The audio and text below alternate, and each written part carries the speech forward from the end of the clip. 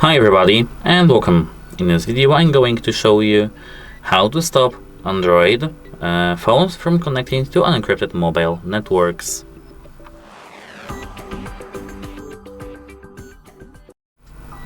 So at first we need to head over settings, and right now we have to enter network and internet. Here now we have to enter the SIMs, and now we have to enter our SIM. Here we have to scroll all the way down. Here we will see an option called 2G network and protection.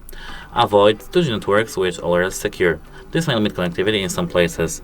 Emergency calling is always allowed. We have to enable this option using just a single tap, like I do have right now, and this will prevent our Android phone from connecting to unencrypted mobile networks. That's it, hope it helps you and have a nice day.